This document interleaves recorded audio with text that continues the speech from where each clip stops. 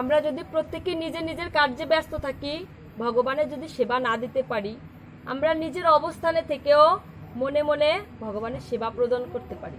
আমাদের শাস্ত্রে বিভিন্ন ধরনের প্রমাণ রয়েছে যে মানসিকভাবে ভগবানকে যদি সেবা প্রদান করা যায়, ভগবান সেটা অবশ্যই গ্রহণ করে। তো সেটা মানসিকভাবে দিতে হবে এবং আপ্রাণ চেষ্টা করতে হবে মন থেকে, যেন ভগবান সেটা গ্রহণ করে। তারই প্রমাণস্বরূপ কিছু উপাখ্যান আমি বলবো। তো প্রথমে আমাদের মহাপ্রভুর পার্শ্বদগণের কথা বলি।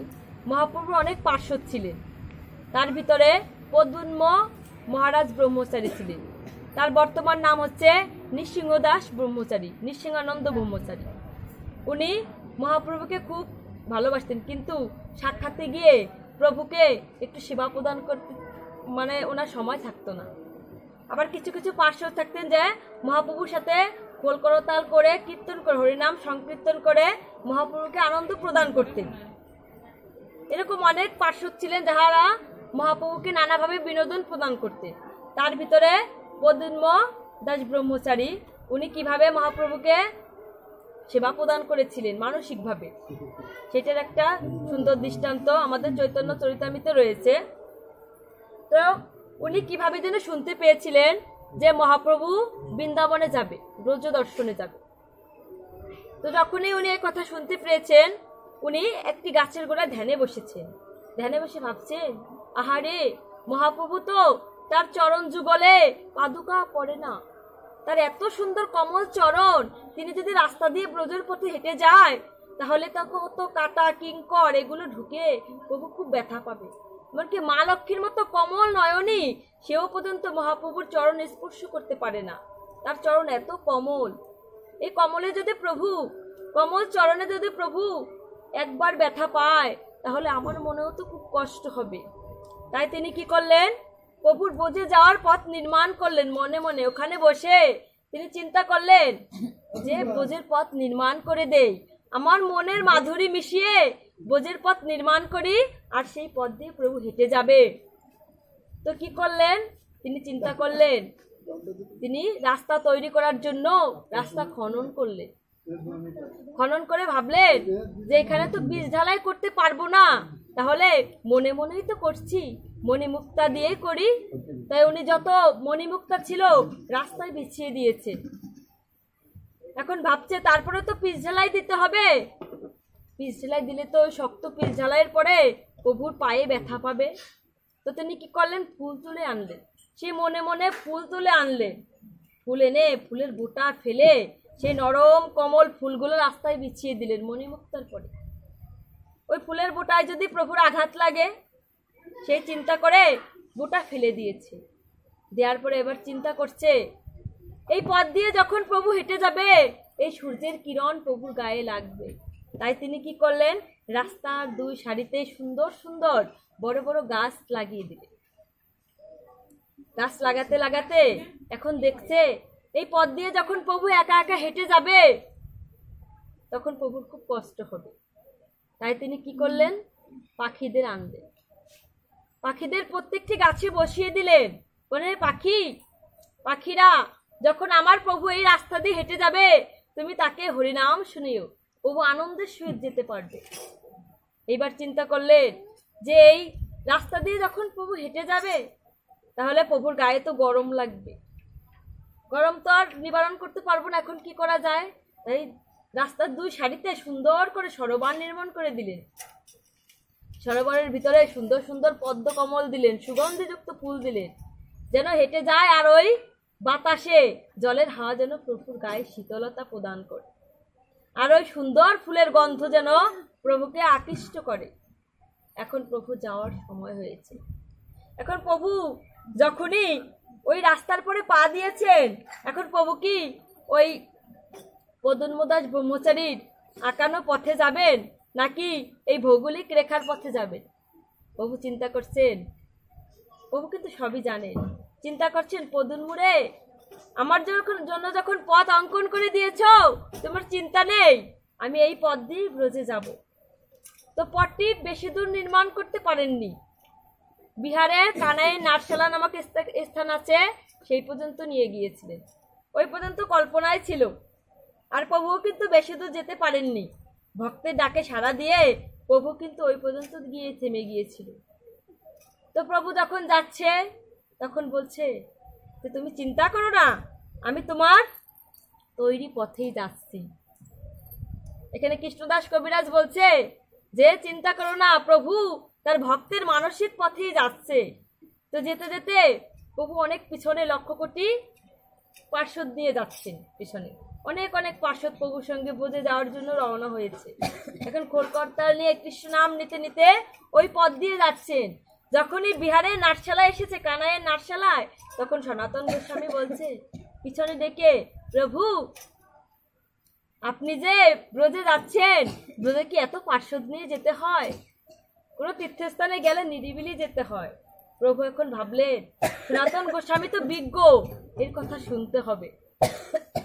প্রভু আপনি এবার আপনার যাওয়া বন্ধ করুন, এবার যাওয়া বন্ধ করুন। পরবর্তীতে আপনি যখন নির্জন হবেন, একা হতে পারবেন, তখন আপনি যাবেন। তো এইখানেই তখন প্রভু আবার পার্শ্বদকে নিয়ে ফিরে গেলেন। সেই বিহারের কানাইয়ের নাটশালা পর্যন্তই গিয়েছিলেন। ওই পর্যন্ত ছিল অঙ্কন করা রাস্তা। তো এইখানে সাক্ষাৎ প্রমাণ চৈতন্য চরিতামৃতে যখন বিহারের কানাইয়ের নাটশালা পর্যন্ত গিয়েছেন প্রভু, ওই পর্যন্ত রাস্তা অঙ্কন করা ছিল। তাই প্রভু মানসিক ভাবেও সেবা গ্রহণ করে, এটা তার বড় সাক্ষাৎ প্রমাণ। আবার এদিকে নরোত্তম দাস ঠাকুর মহাশয়ও সুন্দর মানসিক সেবার দৃষ্টান্ত দিয়েছেন। তো নরোত্তম দাস ঠাকুর সখী মঞ্জুরি ভাব গ্রহণ করেছেন। তার গুরুদেব লোকনাথ গোস্বামীর কৃপায় তিনি মঞ্জুরি ভাব পেয়েছেন। তার নাম হয়েছে চম্পক সখী। এখন চম্পক সখী মঞ্জুরি ভাব পেয়ে তিনি গুরুদেবের আদেশ করেছেন। গুরুদেব নরোত্তম দাস ঠাকুরকে আদেশ করেছেন যে যখনই তুমি এখানে একটা রাধা গোবিন্দের মন্দির নির্মাণ করো, সেখানে অষ্টসখী সমেত তোমার কৃষ্ণ গোপাল আর রাধারানী যখন এই প্রেম মন্দিরে ক্লান্ত হয়ে যাবে, ক্লান্ত শ্রান্ত হয়ে যখন বের হবে, তখন তুমি এই দ্বারে দাঁড়িয়ে থাকবে 2 গ্লাস স্বর্ণ পাত্রে দুধ নিয়ে। তবে দুধটি কিন্তু স্বাভাবিক নয়, ঘন ক্ষীরযুক্ত দুধ হতে হবে, যেন সুগন্ধে তারা সেটি পান করতে পারে, সেবা নিতে পারে। তো কি করলেন নরোত্তম দাস ঠাকুর মহাশয়? মনে মনে সেই নিকুঞ্জ বনে সুন্দর মন্দির নির্মাণ করলেন। আর সেই মন্দিরে বসালেন শ্যাম সুন্দর আর প্রিয় রাধিকাকে, বসিয়ে চারপাশে অষ্টসখী দিলেন।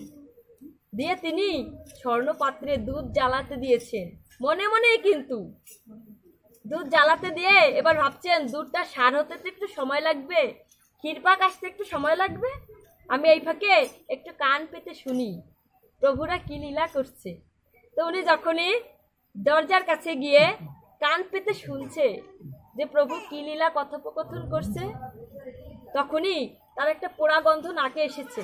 দৌড়ে গিয়ে মনে মনে দৌড়ে গিয়ে দেখছে তার দুধ পুড়ে গেছে, দুধের পোড়া গন্ধ বেরিয়েছে। এখন তিনি বলছে, আরে আমার আর সেবা হলো না প্রভু, আমি আমার গুরুদেবের কথা রাখতে পারিনি। হ্যাঁ গুরুদেব, আমি এত বড় অপরাধ করেছি, আমার নিকুঞ্জ মন্দিরে আমার গোবিন্দকে সেবা প্রদান করতে পারিনি। আজ আমি কত বড় দণ্ডে দণ্ডিত, আমাকে এখান থেকে দূর করে দিন গুরুদেব। তো কি করলেন, তাড়াতাড়ি যখন ওই পোড়া কড়াই নামাতে গেলেন, দুধ পোড়া হাতে ছ্যাঁচকেলেন, মনে মনেই হাতে ঠোস পড়ে গিয়েছে। এখন তো গুরুদেবের কাছে যেতে হবে। এখন উনি ভয়ে ভয়ে গুরুদেবের কাছে গিয়েছেন পিছনে হাতটি রেখে। গুরুদেব বলছে, তোমার হাতে কি মালা? তুমি হাত কেন পিছনে রেখেছো নরোত্তম? এখন বলছে, গুরুদেব, আমি আপনার কথা রাখতে পারিনি গুরুদেব, আমাকে এখান থেকে এক্ষুনি বিতাড়িত করুন। আমি নিকুঞ্জ মন্দিরে রাধা গোবিন্দকে বসিয়েছি, কিন্তু স্বর্ণ পাত্রে দুধ তাকে আস্বাদন করাতে পারিনি গুরুদেব। তাহলে কি হয়েছে তোমার হাতে নরোত্তম?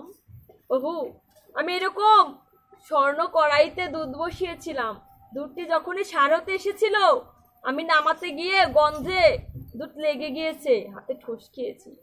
তখন কি করলো গুরুদেব? হ্যাঁ নরোত্তম, এত বছর ধরে আমি যুগলের সেবা করছি, কই আমার তো এরকম হয়নি, আমি তো এরকম ঠোস পড়েনি আমার হাতে। আজ তুমি কি সেবা দিয়েছো যুগলকে? তুমি মনে মনে দিয়েছো যুগলকে, আজ তোমার সেবা সার্থক হয়েছে নরোত্তম। আজ তুমি সার্থক, এই গুরু কৃপা তোমার সার্থক হয়েছে। আজ আমি কত শত বছর ধরে যুগলের সেবা করছি, আমি তো যুগলকে একটু আস্বাদন করাতে পারিনি প্রেমরস, আর তুমি হাতে ঠোসা খেয়েছো।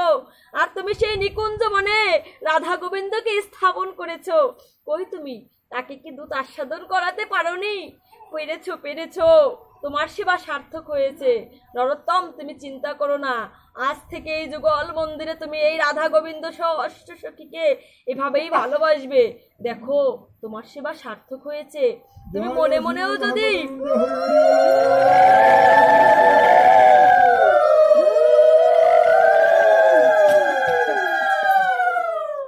তুমি মনে মনেও তো সেবা দিয়েছো, সেই সেবা গ্রহণ করেছে। আর তুমি মনে মনে যদি সেবা তোমার চিন্তাই না থাকতো, তাহলে দুধ পড়লো কোথা থেকে? কোথায় তো কোনো দুধের আবরণ নেই, কোথায় তোমার স্বর্ণের গিলাস, কোথায় তোমার স্বর্ণের কড়াই, এগুলো তো মনে এনেছিলে। আজ দেখো ভগবান তার সাক্ষাৎ প্রমাণ দিয়েছে শুধুমাত্র গুরু কৃপায়, আর গুরু কৃপা ছাড়া কোনো কিছু সম্ভব নয়। তাই সবাই গুরুদেবের চরণ আশ্রয় করবেন, আর গুরুদেবের কৃপা সহজেই লাভ করতে পারবে। তাছাড়া কিন্তু রাধা গোবিন্দ কৃপা লাভ করা সম্ভব নয়।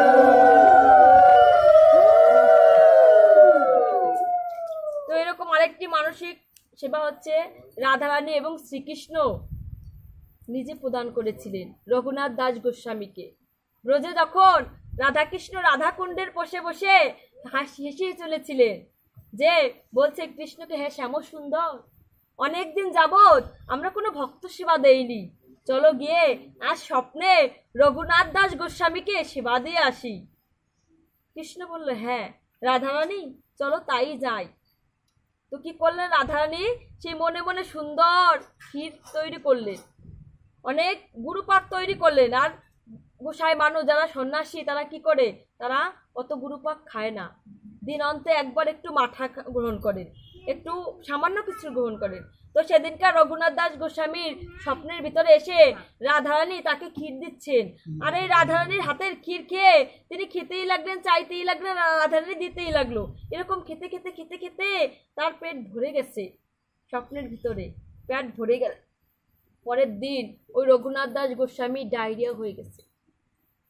ডায়রিয়া হয়ে গেলে এখন খোঁজ করছে ভক্তগণ, ভক্তগণের সঙ্গে তো খোঁজ করছে যে প্রভুর কি হয়েছে, কিভাবে এটা হলো।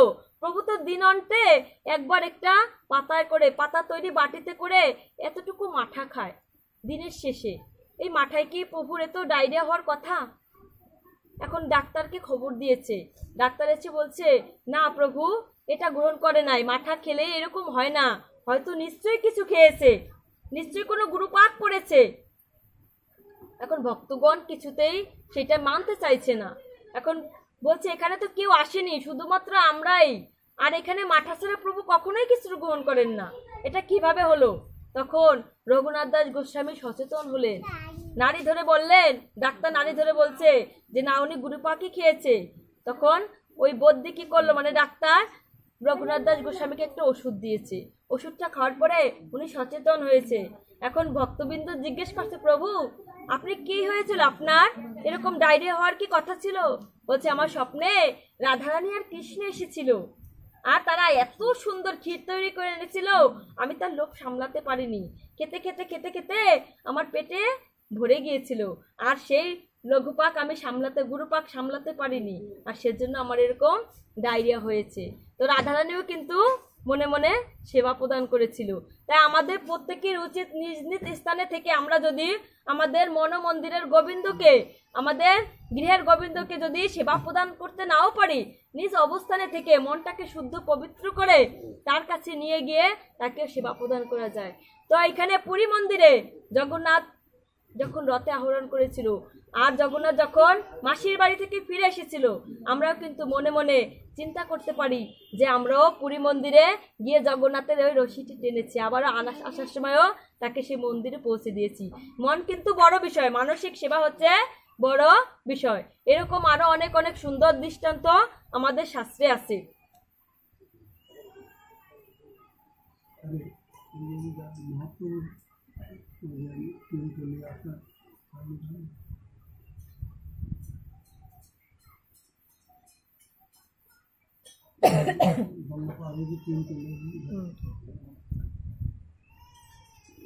তো আমাদের রামায়ণে বর্ণিত আছে, আমি সুন্দর আরেকটা রামায়ণের কথা বলি। তো আমাদের যে রামচন্দ্র, উনি পৃথিবীতে কেন অবতার রূপ নিয়েছিলেন তারও সুন্দর একটা মাহাত্ম্য রয়েছে, তারও সুন্দর একটা কাহিনী রয়েছে। উনি কিন্তু দেবর্ষি নারদের অভিশাপে আবারও রামরূপে জন্মগ্রহণ করেছিলেন। ত্রেতা যুগে রাম হয়ে এসেছিলেন দেবর্ষি নারদের অভিশাপে। সেই উপাখ্যানটা আলোচনা করছি কিভাবে তিনি ভগবান রামচন্দ্রকে পৃথিবীতে আনলেন।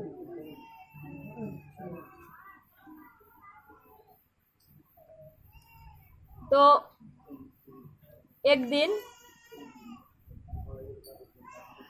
কি আইসো, আরে এদিক নিয়ে আইসো।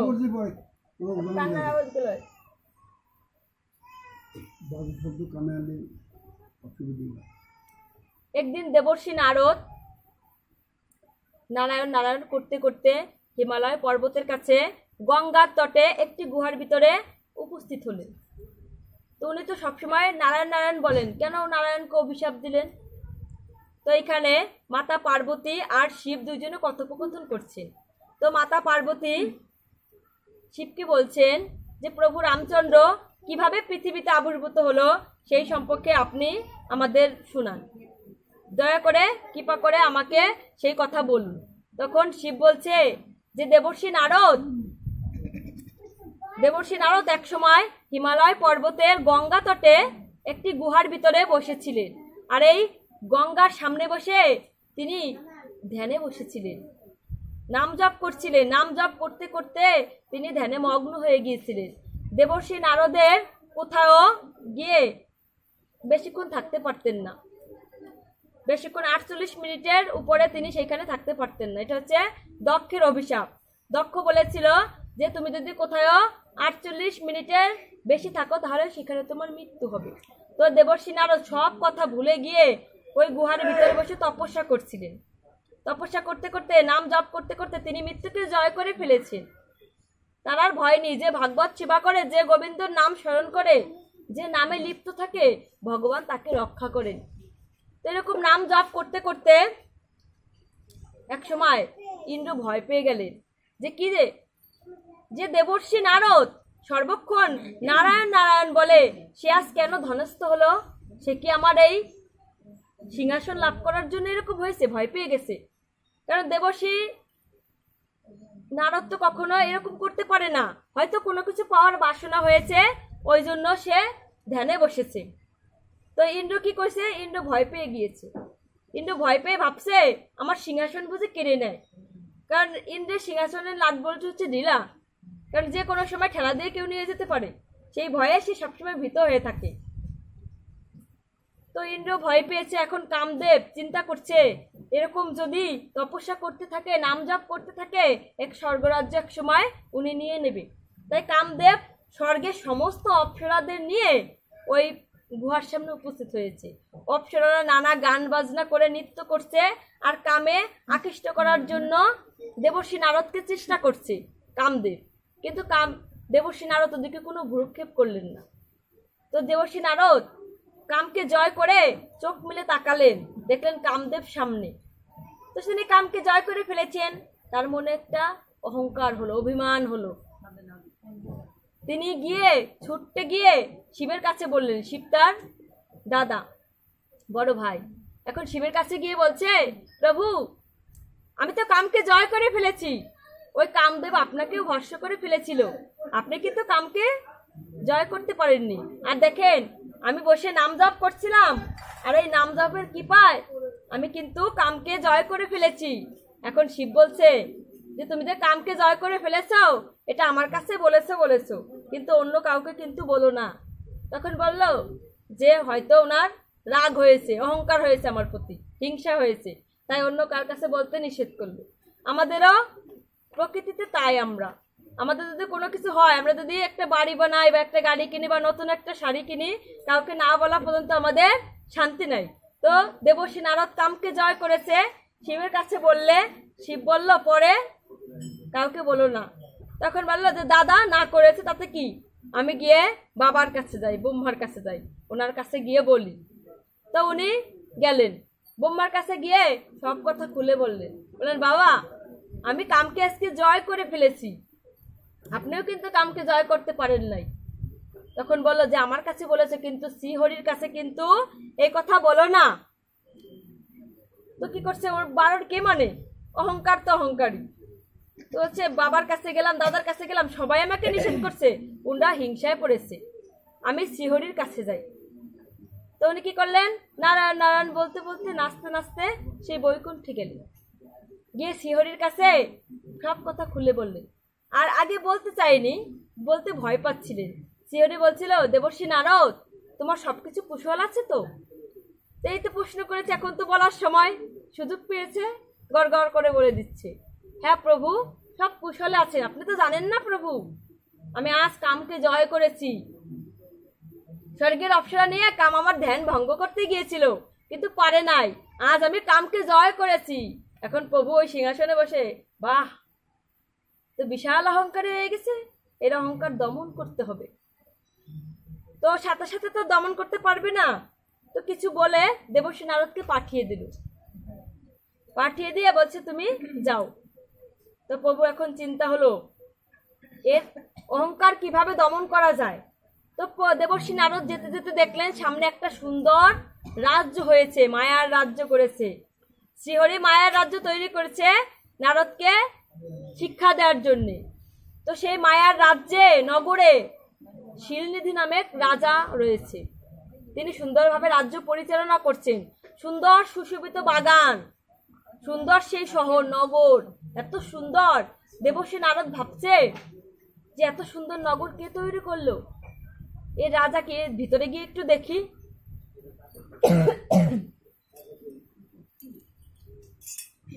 ভিতরে গিয়ে দেখলেন সেখানে রাজা শিলনিধি বসে আছে। তো রাজা শিলনিধি দেবর্ষি নারদকে দেখে তার চরণ যুগল ধুয়ে দিয়ে তাকে উচ্চ সিংহাসনে বসিয়ে তার সেবা যত্ন করলেন। তার পরিবার বর্গকেও ডেকে আনলেন সেবা করার জন্য। সঙ্গে তার একটি মেয়ে ছিল, বিশ্বমোহিনী নাম, এত সুন্দর চেহারা, যার নাম বিশ্বমোহিনী। ভগবান মোহিনী রূপ ধারণ করেছিলেন কখন, অমৃত প্রদান করার সময়, অমৃত ভাগ করার সময়। আর এখন তিনি মায়ার বলে বিশ্বমোহিনী রূপ ধারণ করেছেন। তো ওই বিশ্বমোহিনীকে দেখে দেবর্ষি নারদ পাগল হয়ে গেছে, যে এত সুন্দর রমণী তো কখনো সে দেখে নাই, এই নারীর রূপে আকৃষ্ট হয়ে গিয়েছে। দেখেন কিভাবে অহংকারের দমন হয়। তো নারীর রূপে আকৃষ্ট হয়ে এখন ভাবছে এই রমণীকে যদি আমি বিবাহ করতে পারতাম, মনে মনে ভাবছে। এখন ওই রাজা শিলনিধি বলছে, দেবর্ষি আপনি তো সবকিছুই জানেন, তাহলে একটি কাজ করুন, আমার মেয়ে বিশ্বমোহিনীর হস্তটা গণনা করে বলুন তোর হস্তে কি কি লেখা আছে। তো নিয়ে যখন দেবর্ষি নারদ দেখলেন ওই হস্তে অনেক সুন্দর কিছু লেখা আছে, ভগবানের মায়া তো, লেখা রয়েছে যে পুরুষ এই রমণীকে বিবাহ করবে সে অমর হবে, সে সুন্দর রাজ্য পাবে, সে যেখানে যুদ্ধ করতে যাবে সে যুদ্ধে জয়ী হবে। শুধু তাই নয়, এই সৌভাগ্যবতী কন্যাকে যে বিবাহ করবে সে সর্বদাই সৌভাগ্যবতী হবে, তার সুসন্তান লাভ হবে। এসব চিন্তা করে দেবর্ষি নারদ এসব কিছু বলেছে, কিন্তু আরো কিছু গোপন ছিল যেগুলি তিনি রাজার কাছে বলেন নাই, গোপন রাখছে। এখন বলতেছে কিভাবে রাজার কাছে প্রস্তাবটা দেই যে আমি বিশ্বমোহিনীকে বিয়ে করতে চাই। তাই বলছে যে আপনার কন্যাকে অতি সত্বর বিবাহের ব্যবস্থা করুন, এই সৌভাগ্যবতী কন্যাকে যদি রাখেন তাহলে হয়তো কোনো কারণে কোনো ক্ষতি হতে পারে, তাড়াতাড়ি বিয়ের ব্যবস্থা করুন। এখন বিয়ের ব্যবস্থা করার কথা বলে এখন দেবর্ষি নারদ শ্রীহরির কাছে বৈকুণ্ঠে এসেছে। বৈকুণ্ঠে এসে প্রণাম করছে, প্রণাম করলে তো আশীর্বাদ দিতে হয়, এখন ভগবান তো সর্বজান্তা। তো শ্রীহরি বলছে, দেবর্ষি নারদ তোমার আগমনের হেতু কি? তখন বলছে, প্রভু আমাকে আপনার মতো সুন্দর চেহারা করে দেন যে আমি শিলনিধি রাজার কন্যাকে বিবাহ করব। বলছে ঠিক আছে। তো কপি, কপি শব্দের অর্থ হচ্ছে বানর, প্রভুর এক রূপের সুন্দর চেহারা, আর একটা রূপ হচ্ছে কপি রূপ। কপি রূপেও কিন্তু ভগবান রয়েছেন এক রূপে। তো উনি কি করলেন, প্রভু ওকে বানর রূপ করে দিলেন, কিন্তু দেবর্ষী নারদ তা জানতেন না। তো যখনই স্বয়ংবর সভা অনুষ্ঠিত হলো, বিশ্বমোহিনীর যখন স্বয়ংবর করতেছে, দেবর্ষী নারদ সবার সামনে গিয়েছে, সব লাইনের আগে দাঁড়াইছে। গিয়ে দাঁড়ালে পরে সবাই কিন্তু তাকে দেবর্ষী নারদ রূপেই দেখছে, কিন্তু ওই ভিতরে দুইজন রুদ্রগণ ছিল। ভগবান শিবের দুজন সহচর ছিল, তাদেরকে বলা হয় রুদ্র। ওই রুদ্রদের চোখেই পড়েছে উনি কপি বানর, আর কেউ কিন্তু দেখতে পায়নি। আর কে দেখেছিল? বিশ্বমোহিনী। ওই বিশ্বমোহিনী যখনই দেবর্ষী নারদের কাছে এসেছে, ওই কপি রূপ দেখে তিনি আর একদিকে চলে গেছেন। অন্য কোনো বর পায় কিনা, ছেলে পেলে রাজা পেলে তাকে পড়াবে বরমাল্য, তো কাউকে পছন্দ হচ্ছে না। আবার দেবর্ষী নারদ ভাবছে হয়তো আমাকে চোখে দেখে নাই, আমি আবার গিয়ে লাইনের সামনে দাঁড়াই। এরকম করে করে ঘুরে ঘুরে 3-4 বার লাইনের সামনে গিয়ে দাঁড়িয়েছে। কিন্তু এখন ওই বিশ্বমোহিনী রেগে গিয়েছে, বলছে এই কপি রূপে এসেছে, আবার প্রত্যেক সময় লাইনের সামনে দাঁড়াইতেছে। এরকম বলে রেগে গিয়ে উনি একদম লাইনের শেষে ভগবান শ্রীহরি বসা ছিল, গিয়ে ভগবান শ্রীহরিকে বরমালা পরালেন। তো বরমালা পরালে ওই দেবর্ষী নারদ দেখে খুব রেগে গিয়েছে। রেগে গিয়ে তখন বলছে, প্রভু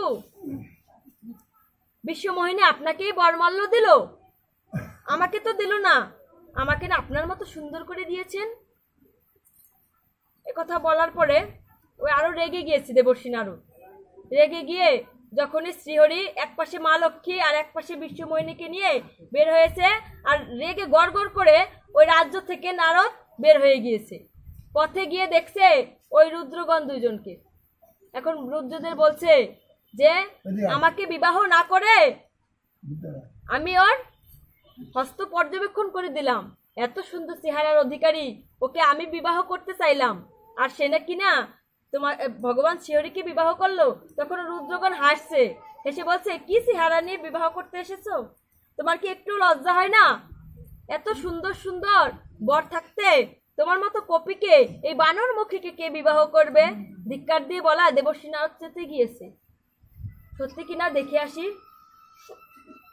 তো পাশে ছিল জলাশয়, গিয়ে যখনই মুখ দেখেছে হ্যাঁ সত্যিই তো বানর, তখন ওই রুদ্রগণকে বলছে তোমরা দুজন তো জানতে আমি বানর, তারা তখন কেন বললে না যে আমাকে কপি মুখ করে দিয়েছে? তাহলে তো আমি আমার নিজের বেশ পরিবর্তন করতে পারতাম। আর আমাকে দেখে উপহাস করছো, তোমাদেরকে অভিশাপ দিলাম, পরবর্তী জন্মে তোমরা দুজন অসুরূপে জন্মগ্রহণ করবে। এই কথা বলায় খানিক বাদে দেখছে শ্রীহরি মা লক্ষ্মী আর বিশ্বমোহিনীকে নিয়ে রাস্তায় যাচ্ছে। এখন প্রভুর চরণে গিয়ে বলছে, প্রভু আমি আপনার কি ক্ষতি করেছিলাম? সবসময় নারায়ণ নারায়ণ বলতেছি কি এই জন্যে? আপনি কত বড় ক্ষতি করলেন আমার। দেখেন স্বাভাবিকভাবে যদি আমাদেরই স্বাভাবিকভাবে অন্য কেউকে বিয়ে করতে চায় কোনো পুরুষ, তাকে যদি অন্য পুরুষের সঙ্গে দেখে তাহলে তো রেগে যাওয়ারই কথা। এখন শ্রীহরিকে বলছে, প্রভু আপনি আমাকে কপি রূপ দিয়েছেন এই বিশ্বমোহিনীকে পাবার জন্যে, আজ আমি আপনাকে অভিশাপ দিলাম, আপনি পরবর্তী জন্মে মরতে আসবেন, আর আপনার স্ত্রী বিয়োগে আপনাকে কাঁদতে হবে, আপনাকে স্ত্রী বিয়োগে কাঁদতে হবে। আমাকে কপিরূপ করার জন্য আমি আপনাকে এই অভিশাপ দিলাম।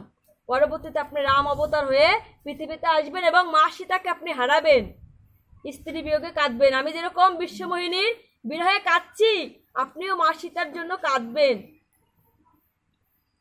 এখন বলছে খানিক বাদে যখনই কেউ নারায়ণের নাম স্মরণ করে, কেউ কৃষ্ণ নাম স্মরণ করে, তার ভিতরে একটা সুন্দর মানবিকতার তৈরি হয়। তখন সে ভাবছে যে রাগের মাথায় আমি প্রভুকে অভিশাপ দিয়েছি, আমি কি ভুলই করেছি, আমি প্রভু চরণ দুখানা ধরি, হ্যাঁ প্রভু আমাকে ক্ষমা করে দিন, আমি আপনাকে রাগের মাথায় অভিশাপ দিয়েছি, তবে আমি আপনাকে আশীর্বাদ দিচ্ছি।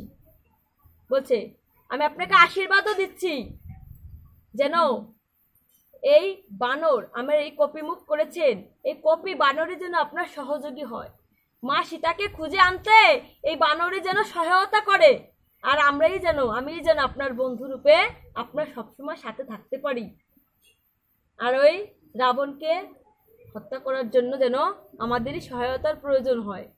তখন প্রভু বললেন ঠিক আছে। আর সেই কারণেই ভগবান রামচন্দ্র এই অভিশাপের কারণেই সেই ত্রেতা যুগে রামরূপে জন্মগ্রহণ করেছিলেন, শুধুমাত্র এই কারণেই।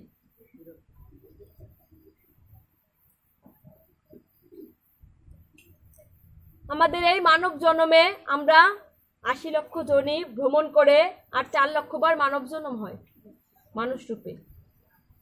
তো আমরা যে মানুষ হয়েও ভগবানের সেবা করতে পারছি না।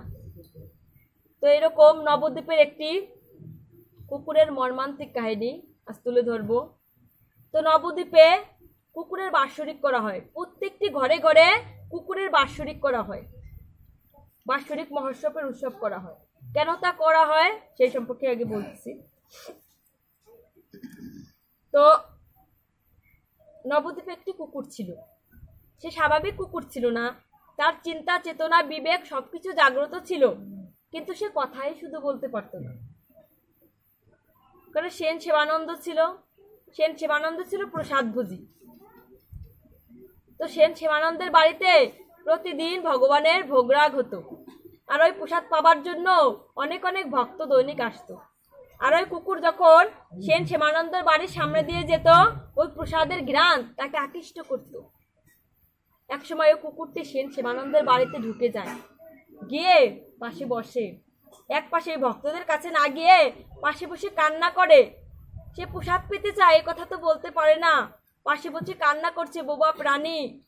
কাঁদতে দেখে সেবানন্দ ভাবছে ও কি চায়, হয়তো একটু প্রসাদ খেতে চায়। সব ভক্তগণ প্রসাদ পেয়েছে, হয়তো একটু প্রসাদ পেতে চায়। প্রসাদ সামান্য ছিল, সেন সেবানন্দের ভাগেটুকুই ছিল। ওই অবলা জীব কাঁদতে দেখে সেবানন্দের হৃদয় কেঁদে উঠল।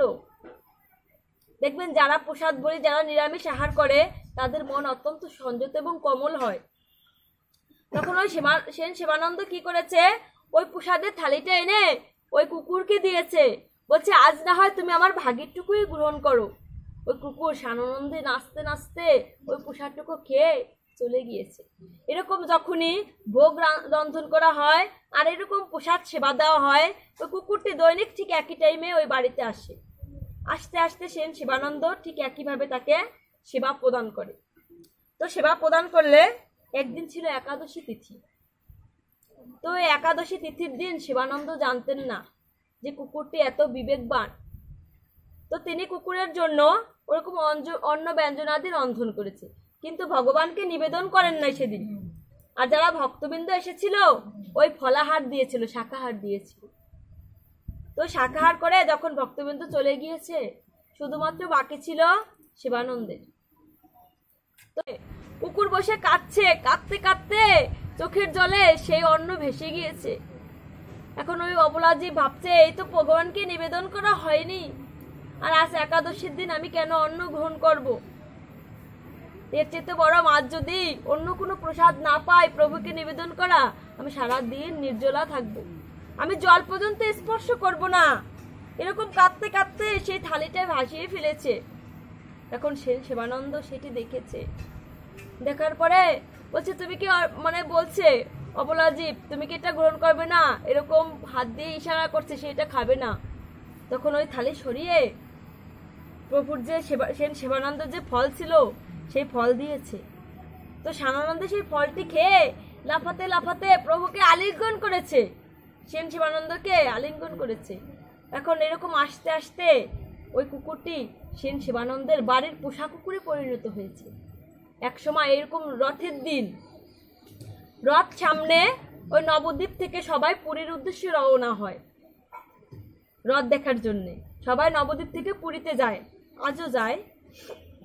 তখন ওই সেন শিবানন্দ ভাবছে বাড়িতে কুকুরটিকে একা ফেলে আমি কিভাবে রথে যাই, আর এই কুকুরকে আমি সাথে করে নিয়ে যাই। ওই যখনই নিতে গিয়েছে সাথে সাথে যত লোকজন ছিল পার্শ্বদরা, তারা বলছে যে তুমি যদি এই কুকুরকে সাথে নাও তাহলে আমরা ভাই তোমার সঙ্গে যাব না। কারণ আগে কি ছিল, বিড়াল কুকুরে কোনো কিছু ধরলে সেটা ফেলে দিত, ফেলে স্নান করে আসতে হতো। এখনো আমরা হিন্দুরা কিন্তু সেটাই মানি, বিড়ালেরটা না মানলেও কিন্তু কুকুরেরটা মানি। কুকুরের এটো আমরা কিন্তু এখনো ধরি না, যারা সচেতন যারা জানি। তো এখন সেন শিবানন্দ ভাবছে যে আমি যদি কুকুরটিকে নাই নিয়ে যাই তাহলে ও তো আর প্রসাদ পাবে না, অনাহারে থাকবে, কেউ ওর দেখার থাকবে না, আমি একে সাথে করে নিয়েই যাব। তাই বলছে ভাই তোমরা চলে যাও, আমি এই কুকুরের সঙ্গেই আসবো। তখন নবদ্বীপ থেকে যখন পার হচ্ছিল গঙ্গা, তখন ওই মাঝির কাছে যখন এসেছে, মাঝি বলছে চেন শিবানন্দ, আমি কিন্তু এই কুকুরকে এই নৌকায় উঠাবো না, তাহলে কোনো ভক্তই কিন্তু আমার এই নৌকায় উঠবে না, আর আমি বউ ছেলেমেয়ে নিয়ে অনাহারে থাকবো। তখন সেন শিবানন্দ বলছে যে তোমার সারা দিনের ভাড়া আমি দিয়ে দেব, তবু আমার এই কুকুরটিকে উঠাতে দাও। তখন বলছে মাঝি রাজি হয়েছে, বলছে ওপারে গিয়ে এই জল দিয়ে, বালতি ভরে ভরে জল দিয়ে আমার নৌকাখানা কিন্তু তুমি ধুয়ে দেবে, নালে কিন্তু কোনো ভক্তই সেখানে উঠবে না। যখনই ওপারে গিয়েছে, এখন ওই কুকুর ভাবছে আমার এই প্রভুকে এত কষ্ট দেবে শুধুমাত্র আমার জন্যে, আমি এই কষ্ট সহ্য করতে পারবো না। ওপারে গিয়ে কুকুর লাফ দিয়ে চলে গিয়েছে। সেন শিবানন্দকে রেখে তখন ধুচ্ছিল নৌকা, ওই সেন শিবানন্দ খেয়াল করেনি, তাকে রেখে চলে গেছে। ওই মাঝি বলছে কোথায় কোনো মাছ মাংসের গন্ধ পেয়েছি মনে হয়, সেই লোভে তোমাকে ছেড়ে চলে যাচ্ছে। কাকে নিয়ে তুমি পুরীধামে যেতে চেয়েছো শিবানন্দ? দেখো চলে গিয়েছে। শিবানন্দ মনে বড় আঘাত পেয়েছে, আহারে আমার এই সঙ্গে সাথীদের ছেড়ে দিলাম একটি পোষা কুকুরের জন্য, ও আজ আমাকে ছেড়ে চলে গেল, বড় ব্যথা, কুকুরের মনেও ব্যথা। বোবা প্রাণী বলতে পারে না তো, সে প্রভুর ভালোর জন্যই প্রভুকে রেখে গিয়েছে, আর সেন শিবানন্দের মনেও ব্যথা। কুকুরটি হাঁটতে হাঁটতে সেই পুরীধামে গিয়েছে, আর ওদিকে আমার মহাপ্রভু কি করেছে, গম্ভীরা থেকে সেই সচল জগন্নাথ, অচল জগন্নাথকে দেখার জন্য দাঁড়িয়ে রয়েছে সেই গরুর গম্ভীরের পাশে। গরুর গম্ভীরদের কাছে দাঁড়িয়ে তিনি দেখছে তার জগন্নাথকে অচল এক নয়নে তাকিয়ে, আর বাড়ি বর্ষণ করছে, হা জগন্নাথ, হা জগন্নাথ। উনি কিন্তু জগন্নাথকে দর্শন করতে পারেনি, উনি কিন্তু জগন্নাথের ভিতরে কৃষ্ণকে দর্শন করছেন সর্বদাই। উনি কিন্তু কখনোই জগন্নাথের দৃষ্টিতে জগন্নাথকে দেখেন নাই। সেই সচল জগন্নাথ বসে বসে গরুর গম্ভীরের কাছে বসে কাঁদছে, হা কৃষ্ণ, হা কৃষ্ণ। কাঁদতে কাঁদতে তার চোখের জল, এখানে কিন্তু একটা নালা তৈরি হয়েছিল, একটা খালের মতো তৈরি হয়ে গিয়েছিল, আর আমরা পারবো এক ফোঁটা জল আমাদের মাটিতেই পড়বে না। তখন ওই কুকুরটি মহাপ্রভুর চরণে পতিত হয়েছে, ওই কুকুরও কাঁদছে মহাপ্রভুকে চরণ ধরে। এদিকে মহাপ্রভুর চোখের জল কুকুরের মাথার পরে পড়ছে, আর কুকুরের চোখের জল প্রভুর চরণে পড়ছে। এখন পড়তে পড়তে প্রভুর হুঁশ এসেছে, সেই অচল জগন্নাথকে দেখতে দেখতে প্রভুর হুঁশ এসেছে। আরে কে এই চোখের জল দিয়ে আমার চরণ দুখানা ধুয়ে দিল? নিচের দিকে তাকিয়ে দেখে অবলা প্রাণী সেই কুকুরটি। সেই কুকুরকে দেখে বলছে, হা কুকুর। প্রভুর এই নয়ন কমল হাত, এই কৃপার হাত কুকুরের মাথায় দিয়ে বলছে, হা কুকুর কৃষ্ণ বল, একবার কৃষ্ণ বল, একবার কৃষ্ণ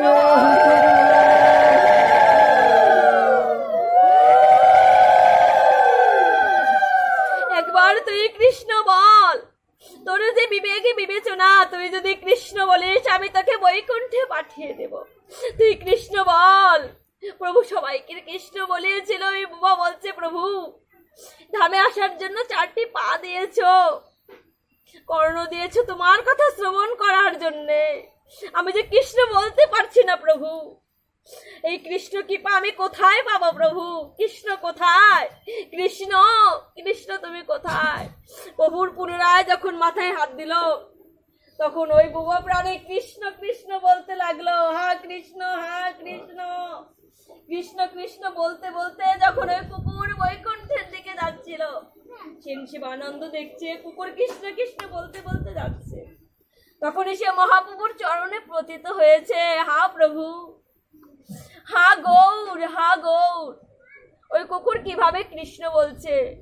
আচ্ছা, ও অবলা প্রাণী, ও নিত্য তোমার থেকে প্রসাদ পেয়েছে, ও কোনো উচ্ছিষ্ট খায়নি, ওর ভিতরে বিবেক ছিল, ও নিত্য ভগবানের কীর্তন শুনেছে। আজ ওকে মুক্ত করার জন্যে আমি ওকে কৃষ্ণ নাম পুনরায় যাতে নিতে পারে, আবারও যেন মানব জন্মে আসতে পারে, ওই জন্য আমি ওকে বৈকুণ্ঠে পাঠিয়ে দিয়েছি, যেন ওইখান থেকে আবার ফিরে এসে ও মানব জন্মে এসে হা কৃষ্ণ বলে এই জগৎকে ধন্য করতে পারে।